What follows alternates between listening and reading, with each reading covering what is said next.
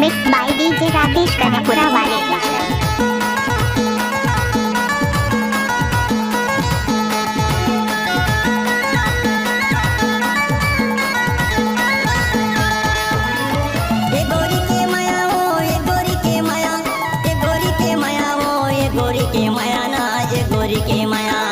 गोरी के माया चाचाल हो गे जीवा काल गोरी के माया, ये गोरी के माया चाचाल हो गे जीवा काल गोरी के माया।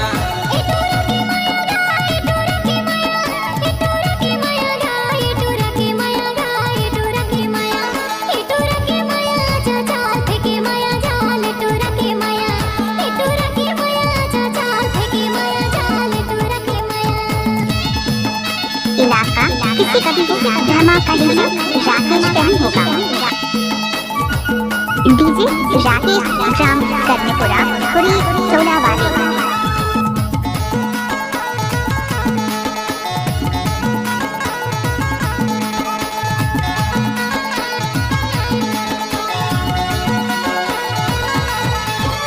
राजीना मोला तोरे तोरे तकाए ओ तोरे तकाए अनपाने जुलम हो गे कुछ ने सुहाय ओ कुछ ने सुहाय।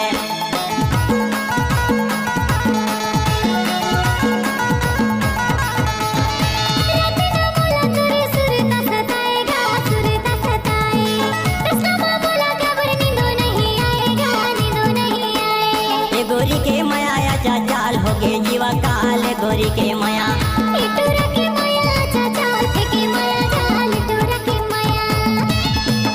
नवा गाना सुने पर राकेश का यूट्यूब चैनल को सब्सक्राइब करें। धन्यवाद।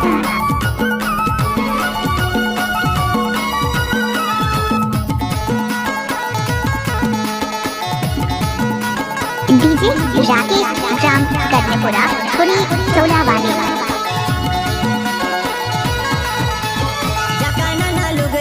दिखा था बवाल ओ दिखा था बवाल चट्टी जवानी तोरे उम्र 16 साल वो उम्र 16 साल। मिक्स बाय डीजे राकेश कनपुरा वाले।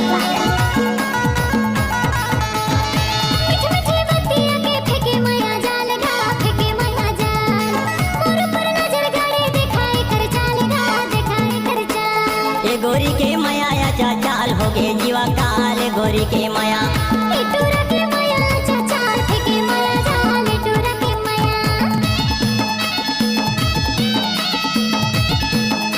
इलाका किसी का भी धमाका डीजे राकेश फैन होगा।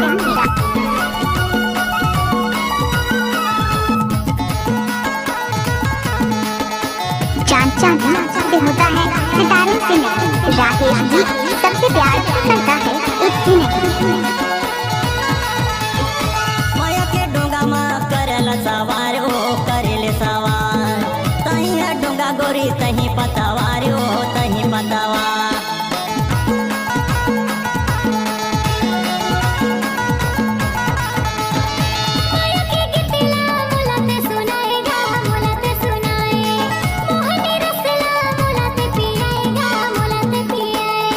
गोरी के माया चाचाल हो गे जीवा काल गोरी के माया।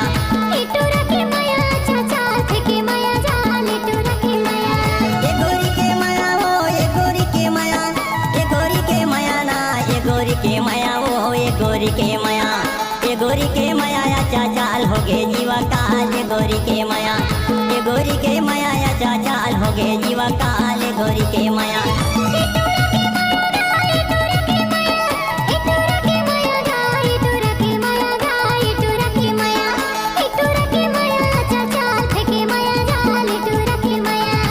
गोरी के माया चाचाल हो गे जीवा काल गोरी के माया।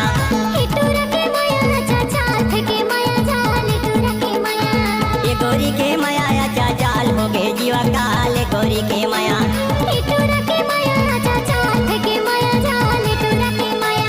ये गोरी के माया चाचाल नवा गाना सुने पर राकेश का यूट्यूब चैनल को सब्सक्राइब करें। धन्यवाद।